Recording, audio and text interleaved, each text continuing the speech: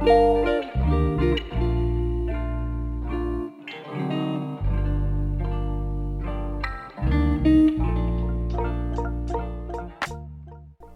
is my Sony camera. Yes, I know this video is about a completely different camera, just bear with me for a second. This is my Sony a7R II.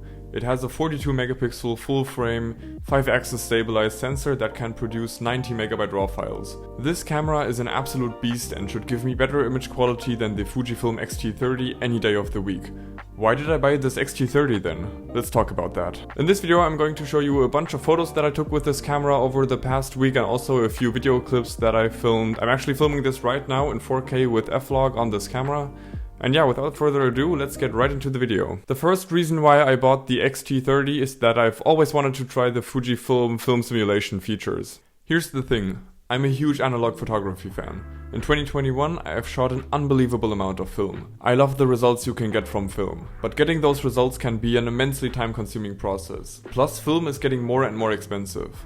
I've heard many good things about Fuji's film simulation over the past years, and that's why I've been super curious. Since getting this camera, I've tried 3 different film simulation recipes from Fuji X Weekly. If you're not familiar, it's a super cool website with community-made film simulation recipes for all Fuji cameras. I've tried the Kodak Portra 400, Fuji Pro 400H and the Kodak Vision3 250D recipes. I was curious but also a bit skeptical about the whole film simulation stuff. Generally, I believe analog photography can't be replicated digitally. With these film simulations, I'm not looking for an exact replica of a film stock, I'm mainly just looking to create a certain look that many people are also trying to produce with film. But honestly, I was not expecting the amazing results I've been getting over the past few days. Some of these shots look so film-like and they have those amazing creamy pastel colors. I've also been using a DIY Pro mist filter that makes direct light a lot softer and it adds to the look. These images are all straight out of camera or have had very minor tweaks done in Lightroom. The best part is that almost zero post-processing is needed in most cases. I just published an article on Medium going into more detail about how you can achieve this look. It's linked in the description so you can take a look after the video. I'm looking forward to trying more recipes soon, especially black and white or for nighttime photography.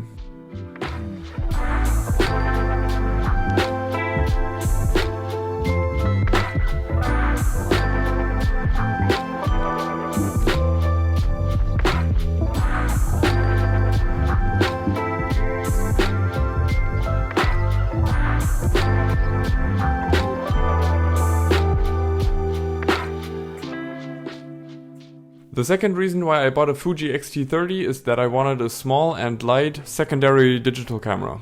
The Fuji X-T30 is shockingly small. The images I saw online didn't convey the scale of this camera well. When I unboxed it, I was astonished at how tiny it is. Comparing it to my Leica Mini, a 35mm point and shoot, the Fuji is a bit taller and the lens of course is sticking out a bit, but otherwise the dimensions are quite similar. It's also super light, coming in at less than half the weight of my Sony with some decent full frame glass on it. The best part is this small Sakochi bag by a company called Ivor, I think, I'm not exactly sure, I've never heard anybody pronounce it.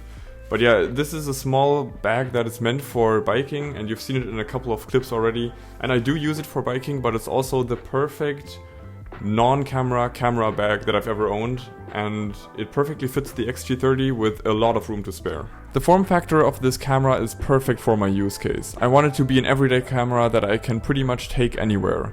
Whether it's going for a walk with my dog, hanging out with friends, walking to university, or even just running some errands. The portability allows me to capture photo opportunities that I would otherwise miss. Additionally, because it's significantly less expensive than my Sony camera plus lens, I don't have to worry that much about accidental damage or it getting stolen. The only downside to the small form factor is that I seem to accidentally bump dials and change settings quite often. Maybe I can circumvent this by changing the button and dial mapping.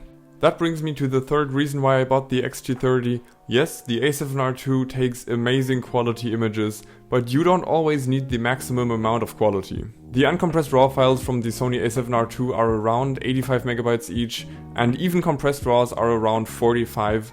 And that's a lot. I mean, if you take around, maybe 20-ish photos, you already have a gigabyte, even with compressed RAWs.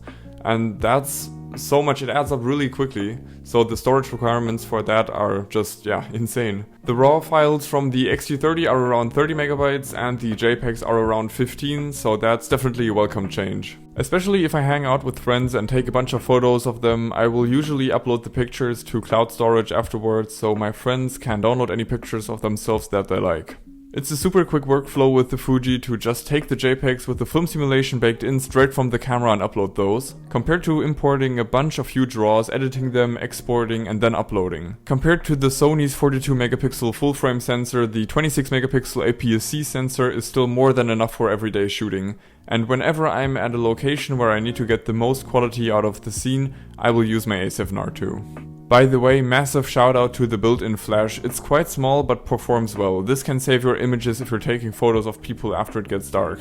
All in all, my first impressions of this camera are very good. The film simulation features and the portability are absolutely amazing and actually overshot my expectations. The thing is, I've only had it for about a week now, and I'm not really sure that I can give a final verdict on it yet. I really have to put it through its paces and put it through a lot more different situations until I can give a final verdict. Maybe in a couple of months I can do a full review or something along those lines. And that's it. I hope you enjoyed this video. If you did, it would be really nice if you could give me a like on this video. It helps me a lot. And yeah, see you in the next video. Bye bye.